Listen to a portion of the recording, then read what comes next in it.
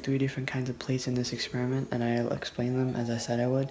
So what we're going to be using is the first kind is I actually made my own in week 7, I believe.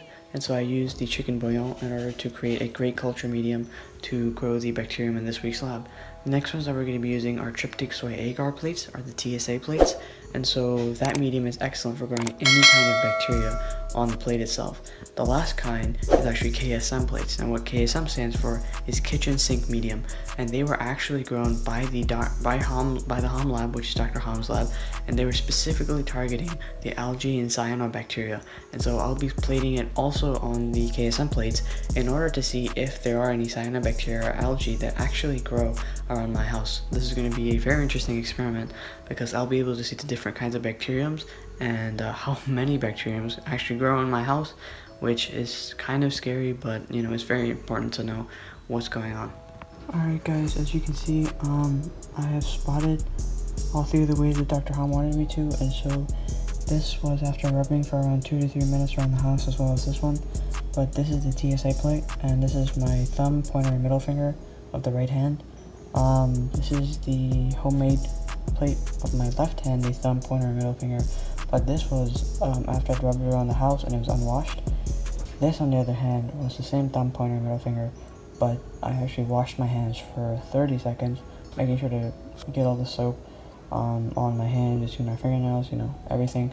And then I touched the chicken bouillon with the thumb, pointer, and middle fingers. And so I'm going to let these guys incubate for about 2 days. I'm going to see what their growth is. I'm not going to open them, but I'm going to let them incubate for 2 days, and then I'll get back to you on how these guys are doing. Alright guys, so what I've done here is I respectively spotted the garage handle and the bathroom handle for a downstairs half bath. It's more like a guest bath. And so this one spotted at 7:43 this morning, and this one I spotted at 7:45. And so I'm going to let these guys incubate in a dark, warm area so that the microbes can incubate. I did it in a side-to-side fashion as we did with the kefir microbes back when we were spotting them from the well plate. I moistened them from the edge like the instructions said so that it would be a better spotting of the microbes themselves. And so I'll be letting them incubate for about 2 to 3 days, and then I'll get back to you guys with how exactly those microbes will look like. Alright guys, so here, as you can see here, this is my rock. I left the green side up, and I believe this is from a lake in Alabama. And so I'll be spotting this green side right here because this part of the experiment actually deals with cyanobacteria / algae, which I'll be spotting on the KLM plates. And so we'll be seeing how those plates grow on those plates themselves. These were created in the Hom lab specifically for algae and cyanobacteria. So I will streak the cyanobacteria using another swab on the first plate, and then using the same swab, I'll moisten the tip and then streak it again on the second KLM plate, and then I'll show you what it looks like after I'm done streaking. Alright guys, as you can see here, I swabbed it twice with the times themselves also, 7:52, 7:55, and so we'll let these guys incubate in not a dark area, a warm but lit area, because the cyanobacteria require light to grow, hence the name cyanobacteria due to their contribution with photosynthesis. And so I'll let you guys know what these look like after 2 to 3 days. And I'll get back to you on how they're growing, what exactly is growing inside of them. And so yeah. Alright guys, so what I did is I put about 0.1 milliliters of soil in this guy, filled it up to 1.5 milliliters of tap water, then I shook it really heavily to get the soil mixture, and then I put 1 milliliter of tap water in this guy, which is why it's 1/100th, and then what I did is I took the inoculating loop, which contains about 10 microliters of the solution, and I took some of the 10 microliters of the S solution, and I put it inside the 1/100th S solution, mixed it really well, and these are the final solutions, as you can see here. And so then what I'll do is I will label my plates, split them down the middle for both the TSA plate as well as the homemade plate for the AMP and the CH1 microbes. Alright guys, so I finished inoculating the respective plates. This is the chicken bouillon plate, and this is the TSA plate. I put the AMP on the right, zoom in right here, AMP on the right, and CH1 on the left. And the same thing goes for chicken bouillon, AMP on the right, CH1 on the left. These are a little wet, and so the instructions say to let them dry for a little bit before inverting them, because we don't want the microbes to actually come off the plate and come onto the roof. I'm gonna let them dry for a little bit. After that, I'm gonna parafilm them, label them with the date and time, and then put them in a dark location for them to kind of incubate for a little bit, for around 2 to 3 days, and I'll get back to you guys on what the growth is. This is the most interesting part of this experiment because, first of all, you know, it's like quote unquote real science. Also, we're including antibiotic resistance in there, and so this will be interesting to see what happens actually. Alright guys, so I've kept these outside for, this is the 14th, so it's been I think 2.5 days since I did them at 7:55 and 7:53 a.m. respectively, and so there has been no growth. I have kept them outside in the outside conditions in the sun, you know, let them grow, but I'm gonna leave them for I think 1 more day just outside, and then I'll record them Sunday night.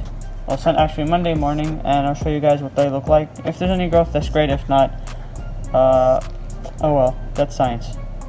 Alright guys, so this is after, again, 2 days. This is the TSA plate, and this is the soil culture with the AMP and the CH1. This is the chicken bouillon plate with the AMP and the CH1 antibacterials on there. And so, let me zoom in here. As you can see, there's a lot of colonies on the TSA plate. The CH1 and AMP did not really make an effect, which is kind of weird because I was expecting them to. Well, on the other side, the chicken bouillon plant really didn't have anything. I was expecting them to have some more, but they didn't. And so, I wonder what happened here. I'll blog about it, but you know, I'll let them sit for another day, and I'll show you what they look like on Monday morning as well. Alright guys, so as you can see here, this is the bathroom handle that I spotted 2 days ago at 7:45 a.m. and this is the garage handle that I spotted at 7:43 a.m. 2 days ago. And so these are both chicken bouillon plates. And so it was really interesting to me because we used the garage to go in and out due to the virus. And so there was actually not a lot of growth on the garage handle. Wait, was this the bathroom handle or the garage handle? This was the garage handle, yes, I was correct. And so there's not a lot on the street plates, not a lot of bacteria, which means we are very good at cleaning, I guess. And this is the bathroom handle. There are a lot of small colonies, but I mean, there's none on the street plate location, which is kind of odd. But you know, I guess they're okay as well. There's no big, large colonies like you saw on the TSA plate for the soil. And so I'll let you sit for another day and let you guys know what they look like after on Monday morning. Alright guys, so this is the right, left, and the left unwashed and washed. So what I did here is I made sure to rub in a lot of locations on 11, 10, 20, 20, and then I pressed my right thumb and pointer finger on the TSA plate. For the left hand, I did the same, the thumb, pointer, and middle fingers, but I used the unwashed first, and then I used the washed. And so we'll see what they look like after they're turned over. So yeah. So for the right hand, after rubbing in a lot of places, I was very pleased to see that I don't know what that big streak in the middle is. Not gonna lie, there are a few colonies of bacteriums that are present, but overall in all, there was actually very few bacteriums present, which means we're a very clean family. Hooray for us. Then we moved on to the unwashed. There's a lot of bacteriums on my hands. So I should probably wash my hands more. Not the washed.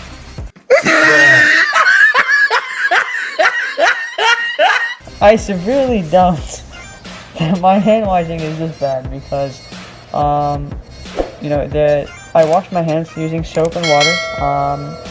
I made sure that they were very clean.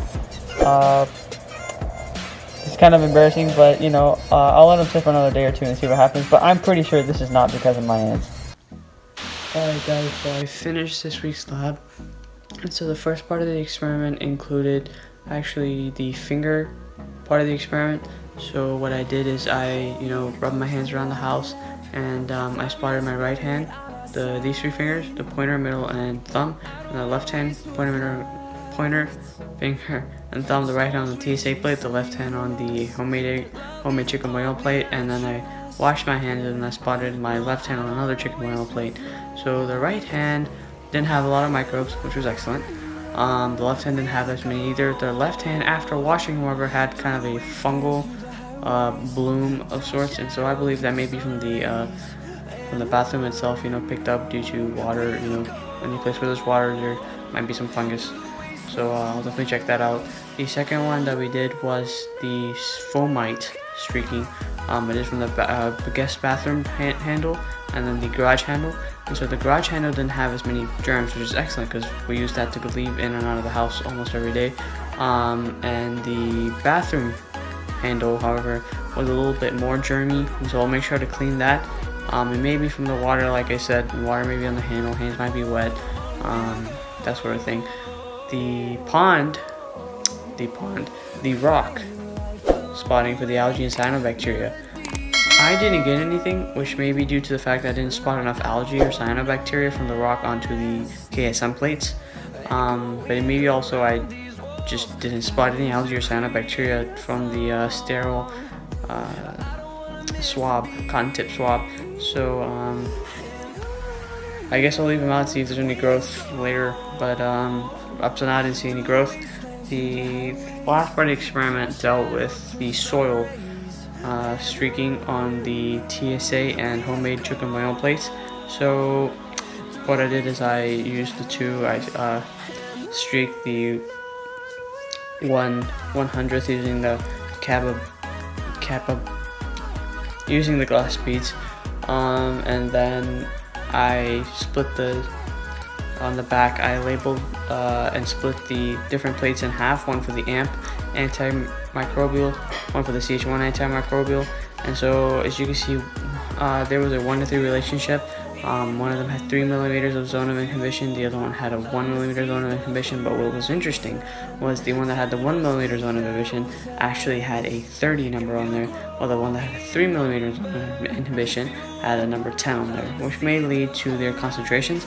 If that's the case, the zone of inhibition is directly proportional to their concentrations, which means that they're equally effective and efficacious against the microbial that they're going against, because it's ampicillin and chloro.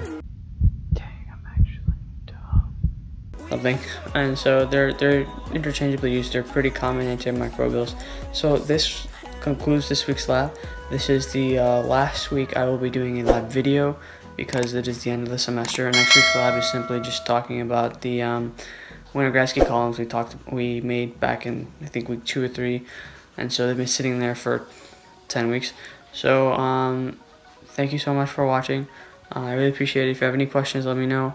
Thank you, Dr. Ham, for a great lab. It was I learned a lot of experience, and I hope you can watch these videos and hopefully gain some knowledge from the videos. See if you want to do any of these experiments. They're really easy.